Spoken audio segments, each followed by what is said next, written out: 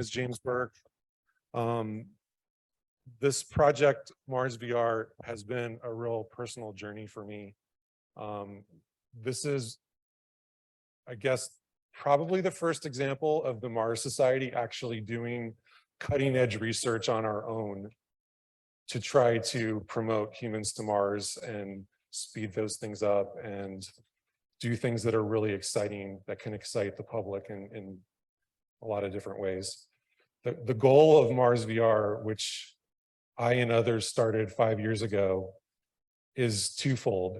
It's number one, to tell the story of human beings walking on the surface of Mars to as many people as possible in an immersive way, in a visceral way, in a way that they can feel and touch.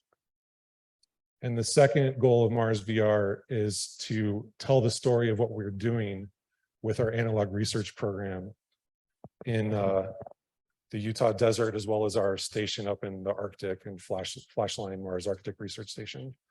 So the Mars Society, there's a large field of analog research. There's bases all around the world. There's programs all around the world. But the Mars Society, we built the first analog station in the year 2000 and the second one in the year 2002. The MDRS in Utah was the second one. We've had over 280 crews, over 1,500 individual crew members.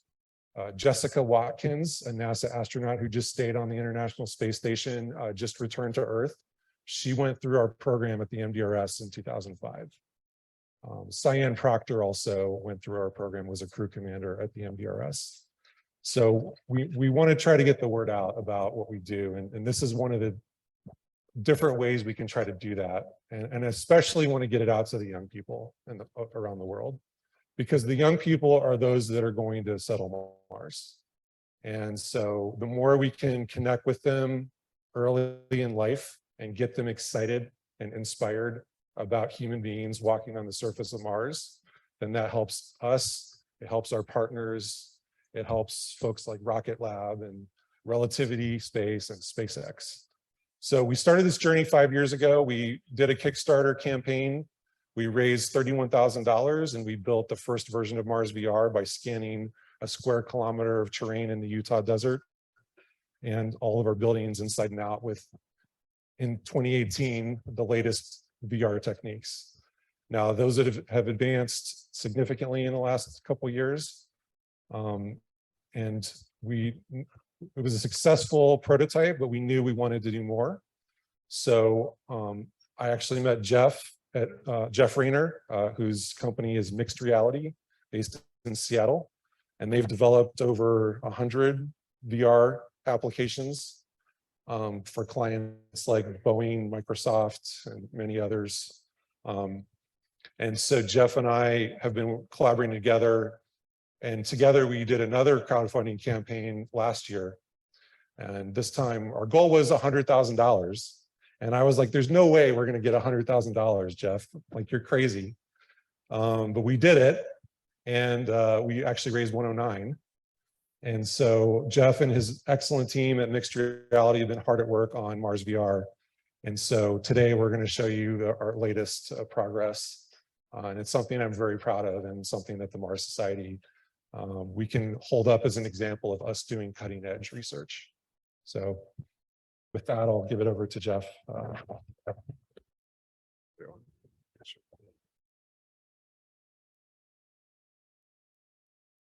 All right, so Jimmy.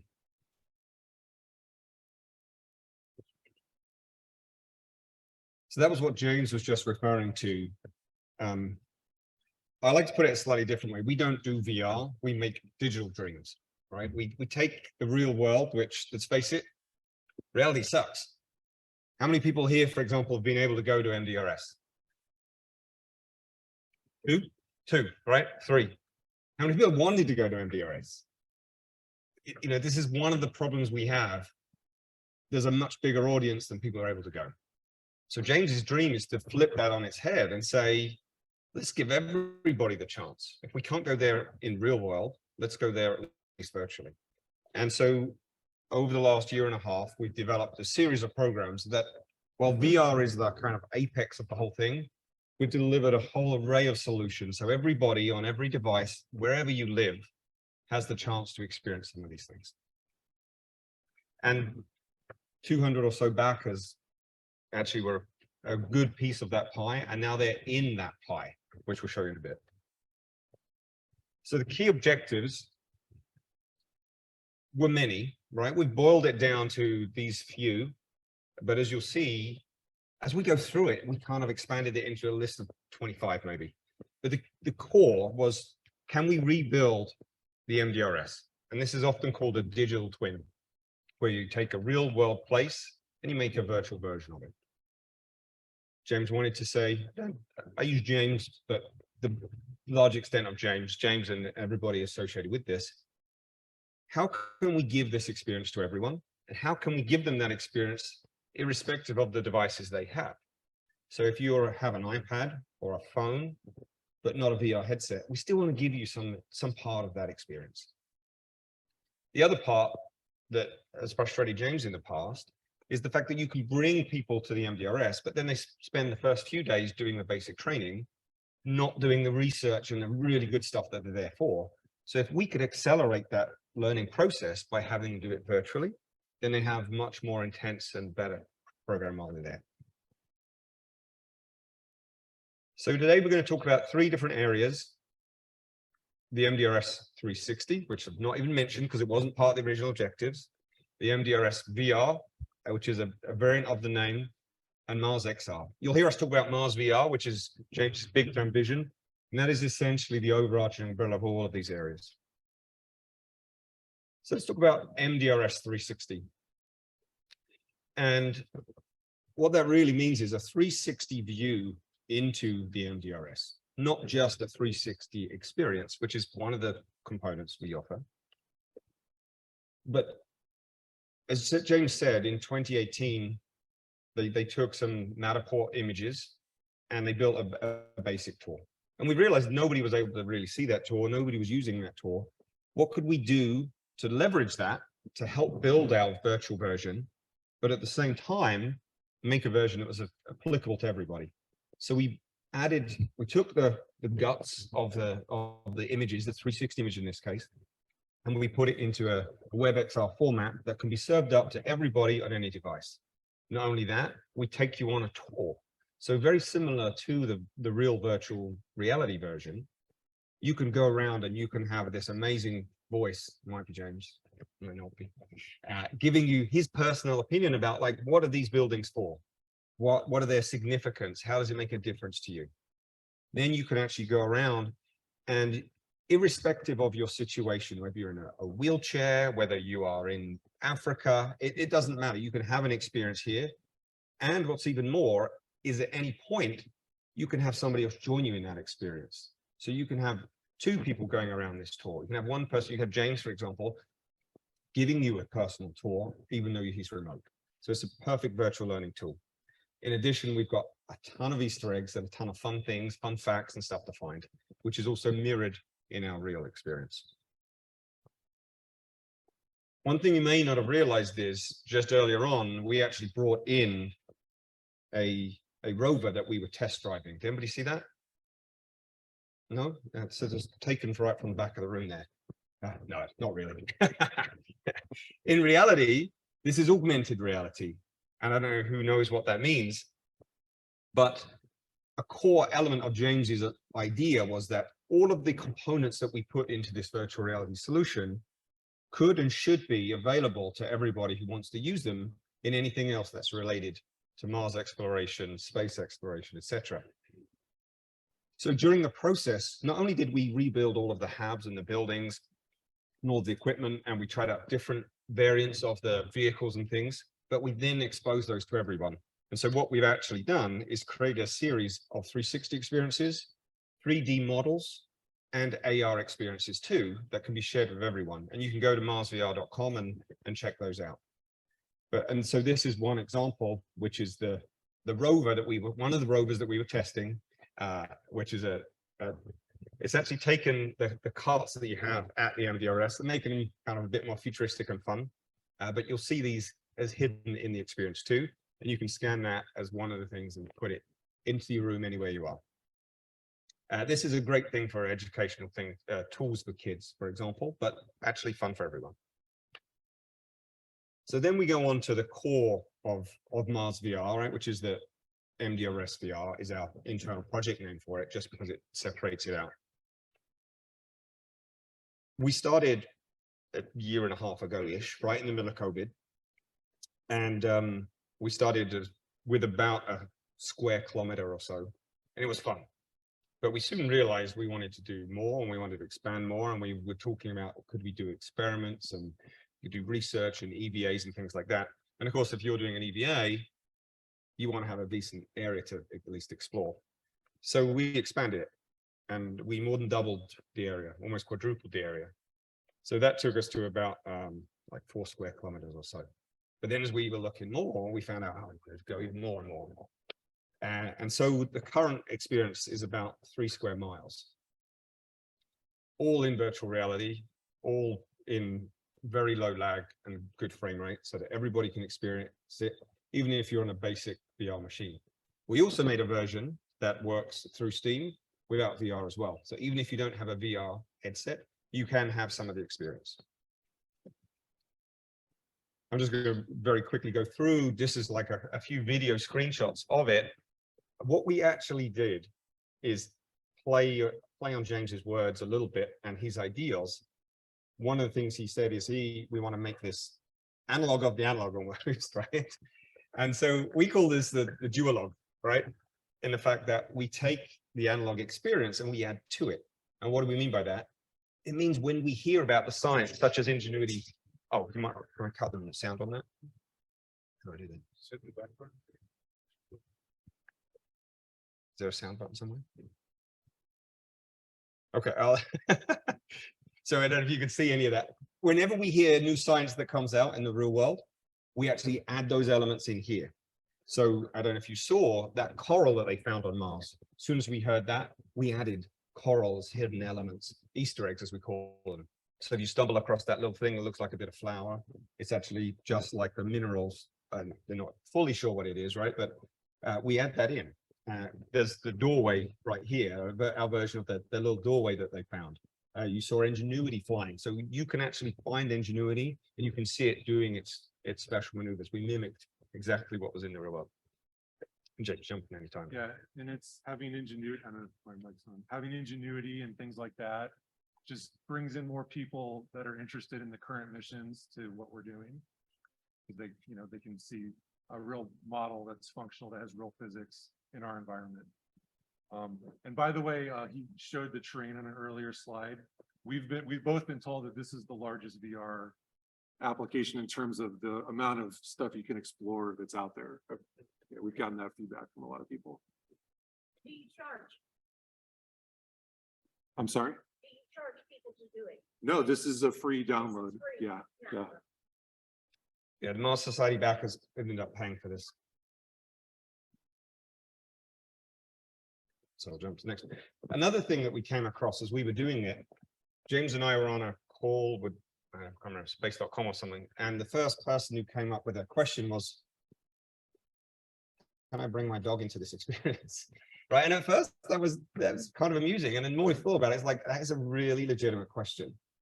And that's one of those things we haven't solved for yet, but absolutely could in the future as an add-on, is actually having pets and seeing how personal, how you change, and depending on how long you live in this, which is another one of James's concepts for longer term, is to say what kind of science experiments can we do in virtual reality that we might want to do at the base but can't. We can potentially have lots of people living in virtual sims and living similar worlds and seeing, okay, how do people react with certain situations? Do people who have a virtual pet react in similar ways as a real pet, etc.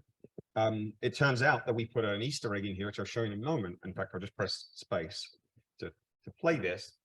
And we added Martian gravity into the experience. Again, back to this duologue, where we've mixed up the real world with the virtual world. And so here you can pick up these cans. The blue cans actually have the gravity of Earth, and the red cans have the gravity of Mars. Again, it's a great little science experiment, or you can try throwing stuff. And it's kind of really eye-opening just how life is going to be so different on Mars. And I don't know if you saw it earlier with that ball, even playing ball well, the ball came later because the Wall Street Journal actually heard about this and they called us up and they said, hey, are you going to be able to play sports in this game? And we're like, well, that wasn't what it was designed for, but we can actually try and play around with it. And so we actually did put a few sports elements in there too. And you very quickly learn how sports are going to be, even if you could run around in a really lightweight suit, you wouldn't really be able to replay this here. You wouldn't really be able to play things like soccer or basketball, or if you did, you're going to have to completely change it because a little knock is essentially going to take it 3 times higher and 3 times further. So there's, sorry? Maybe I had your ball. Yeah, there's definitely some options to consider, right? The long and short of it is, you know, a year and a half later, we have now met all of those initial objectives of MDRS. And so we're looking at, okay, what are our next level objectives? Where else do we want to go? What else can we do? And that brings us on to, oh, well, actually, as we go there, I wanted to say thank you to everybody here. This is just a very quick overview of, we like to put these Easter eggs in and to our experiences. Sometimes they're scientific. Other times, like in this case, they're actually just thank yous, right? Anyone who contributes to the MarsVR experience has their name listed in there. And not just in one place, actually in multiple places. We have Easter eggs of Easter eggs. So here, for example, is the credits at the beginning, but then we show you if you go into the hab itself and into the airlock, there actually is a new plaque with everybody who's helped in the creation of this listed in there. So now we go to what we call Mars XR, which is the extended version of, you know, we've now built the duolog. But what's version 3 going to be like? Where do we want to go? And this is where it starts to get exciting. As James said, we've got this to this level now that we can start to explore the additional capabilities. One of the ones that we've read through on all of the comments, that anyone who posts comments on Steam about this game for free, we read those comments and we say, can we incorporate that now? Is it something we should put on for the future? And one other thing that we've also gotten requirements from is the Mars Society leadership. Robert Zubrin and others, you know, are giving us guidance of what we should do next. And one of the things that we really want to attempt to do, which Jeff's about to talk about more, is a field science demo. So we can actually have people that are out in the field at MDRS in analog suits represented in VR, and have the VR participant, the VR person using it, seen by the analog astronaut at the same time. So they could actually explore a real place, a landing site, or do some field geology together. And that would represent a breakthrough in field science. If you're able to get that kind of high fidelity assistance as an analog astronaut, you know, that would be good for you. But this also would be great to have in a museum or a school, where you could walk up and help a real person explore a real place on Earth. And that's preparing for the long-term vision of when there are astronauts on Mars and they are able to bring along rovers and drones to scan their landing site. That could be put into a VR environment back on Earth, and literally millions of people could help them explore the landing site along with them, you know, vote on things that they should go explore. And we call that idea crowd exploring. You know, NASA's really big on crowdsourcing. You know, we funded this project through crowdfunding. So we call that concept crowd exploring, is having millions of people assisting an astronaut to explore Mars. And taking that one step further is building out different experiences based off of the prototypes that we made. It wasn't like we just knew exactly how this experience was going to be and nailed it right out the gate, right? We tried lots of different variations to ensure that everybody could enjoy it on all these devices. And some of those experiences we shelved, and others we pushed and we built additional prototypes on. So one of the ones is what we call sim experiences. So for example, you can see here, this is a full motion simulator. So we took in a load of NASA data. And if, in fact, if I go back to those other slides a moment ago, I don't know if you recall, we actually took the terrain of the Utah desert but we made a dual version, as it were, with it. Well, it's got the terrain and topography of the Utah desert. It looks a little bit more like some of the places on Mars, which give us a bit more exploration. And we, you know, there'll be parts that look very much like Utah, and there'll be parts that look very much on Mars. So you get this duality, this ability to, what you do here is essentially going to be there. And to James's point, in the future, one of the concepts is we expand the space even further. As we get more NASA data, just like we have here for our flight sim, where you can actually fly around different parts of Mars in different Ingenuity versions. There's some slow, some fast. We'll actually be able to swap in any high level terrain that we get into the extended terrain of our experience here. So that, again, to James's point about crowd exploring, you could have multiple people actually walking around a virtual version of Mars.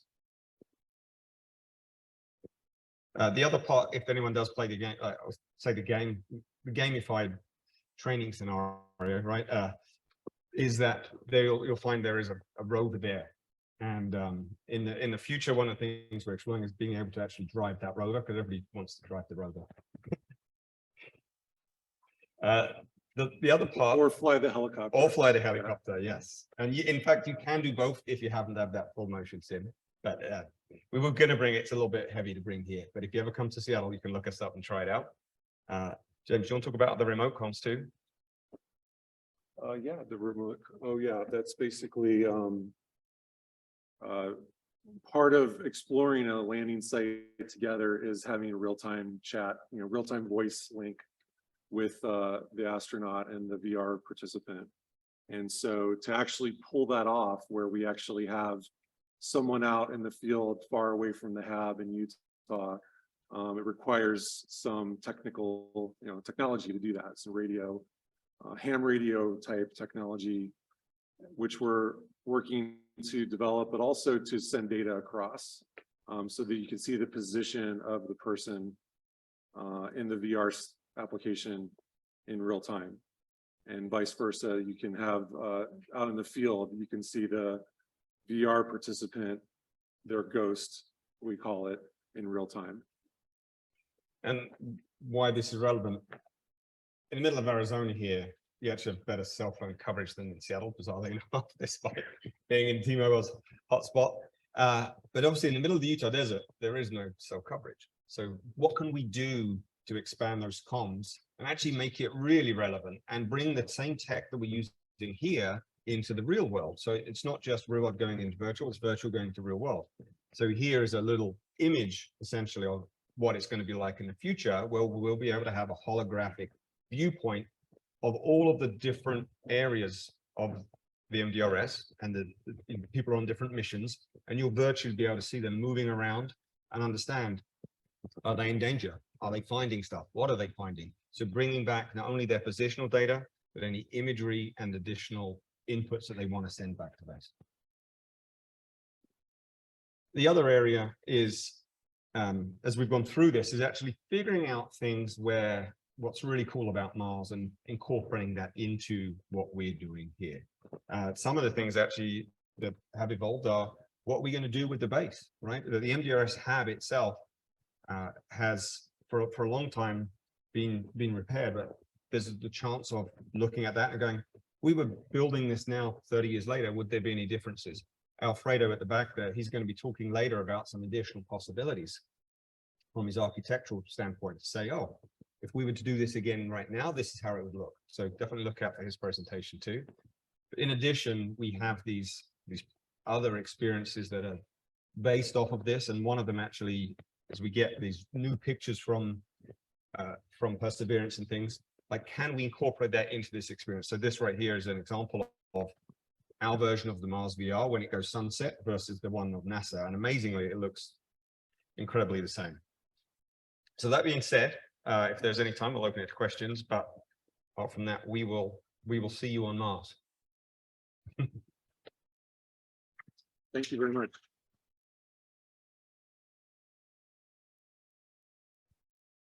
First off, great presentation.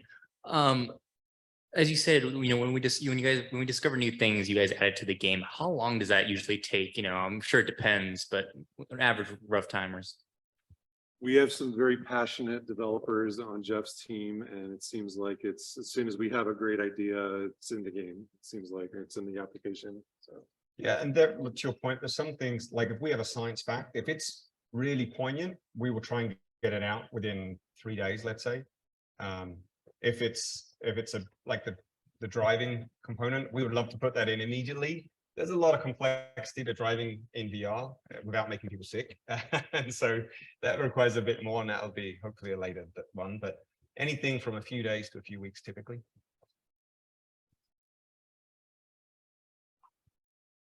If you're familiar with agile methodologies, that's what we try to do. Super, super interesting and great presentation. It's evident how this becomes part of, call it the Mars Society infrastructure, and of course, I'm an IT guy. I know, James, you're an IT guy as well. Sometimes the hardest part of the systems are making them live to versions 1.1 and 2 and on and on and on. What's the thinking in terms of life cycle management of this and the architecture between MarsVR and all of its different applications and the MDRS hab and other things? I mean, there's a whole effort that has nothing to do with technology, but all about making all these different things talk together and live together for a long time.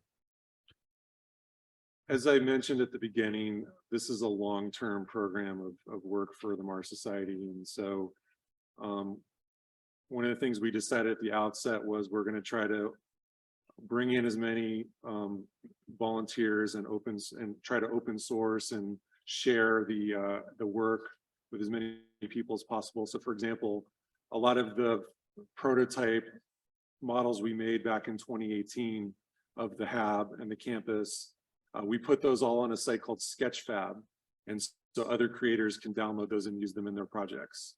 And Jeff and his team have done a lot of different 3D models of our rover and other things at the campus, and those are also available to share. And so tying this work together with the MDRS and our larger body of analog research program is also something that we, from the beginning, have been trying to do. We consulted with Dr. Shannon Rupert on the terrain, making sure that it was realistic. Consulted with her on what crew training we should have. Like, I asked her straight up, what is the stuff you're tired of training people on that you have to do over and over again, every crew, every 2 weeks? We have a field season that runs 9 or 10 months out of the year. And so we have a crew every 2 weeks. And there's stuff that she has to teach all the crews. Well, let's put that in the VR app so that they can train on that at home. And then when they get out to the MDRS, they can just hit the ground running because they know where everything is and what to do. And so we want to support and enhance all the other work that's going on. So, and the other thing I wanted to mention, you might ask, well, do I have to have a $3,000 VR headset to use this? That would be nice, but we actually made the 360 environment that could work on any web browser, on any smartphone. It's completely portable, and so we wanted to make that available to as wide of an audience as possible. And the immersive environment, the MDRS VR, the one that you can actually manipulate objects. We've also, to your point of the life cycle of things, with virtual reality technologies evolving so quickly, especially in the last 5 years, we have had to rebuild things to take advantage of new capabilities of the underlying libraries and infrastructure available to us. And so we prioritize doing that. There have been times where we've had to do a little bit of rework, but the end result was a much more robust code base that then had more advanced features, and we could add in things like the immersive peripherals that Jeff showed, the Yaw VR.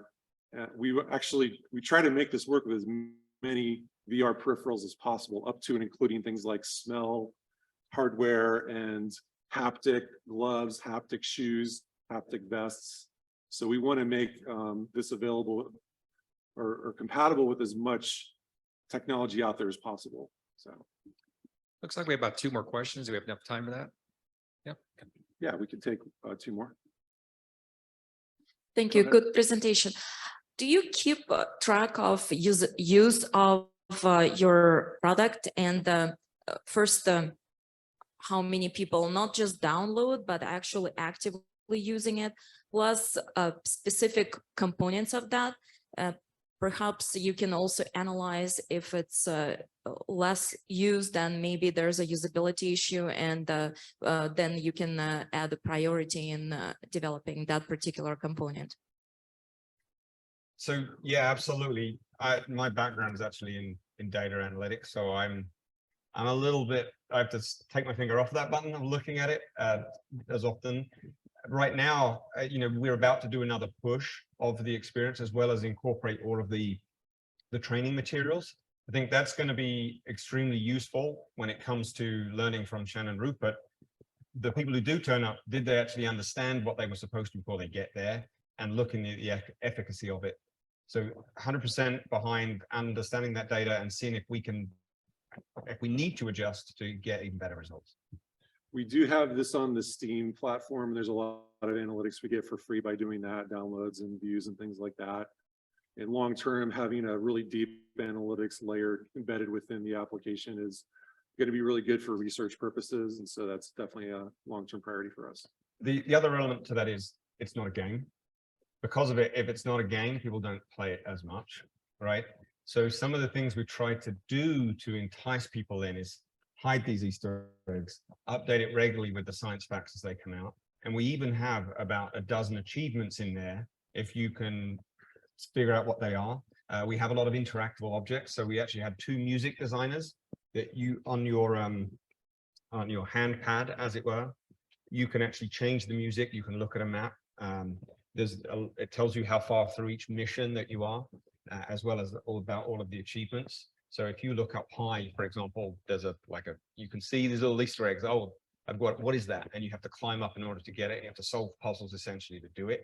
So we've not launched that and told the world, but we're hoping it's kind of builds its own community, and we can also track all of those achievement logs as well. Go ahead, Art. Great presentation, great work. Very excited to be on your 2021 plaque. That's a neat thing. Thanks. A lot of fun. How open source are you? For example, it makes me sad thinking, at some point ISS is going to die. And then Skylab's no longer here.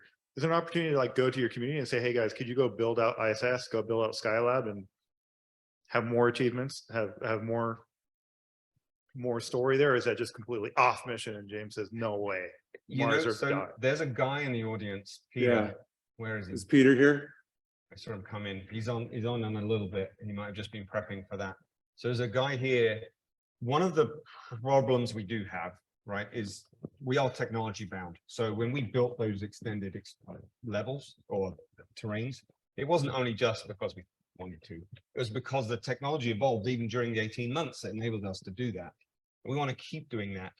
But the more that we do that, the harder it eventually does become to make it open source, right? And similarly, there is a lot of individual code and models that we got loaned to us that we can't give to everyone. So unfortunately, we can't make the whole thing completely open source. However, there's something called MXTReality, and that is essentially one of the key players of this thing that you're hearing about, the metaverse, right? Which is a more open source platform where anyone can come in and actually build on that world. And Peter, who will be chatting later about the spacesuit, he lives in that literally every single night. He's in there and he's built some of the things for James. He's built some of the stuff for me just purely because he wants to open this stuff out. So we make these models. He takes those models and incorporates them into a virtual Mars. And while it can't yet do everything that we do here, soon it will be able to, right? And so we're trying to build this in parallel, and we're trying to feed him all that info and help him as well. He's not completely on his own, but together, this will be the Mars metaverse. Great.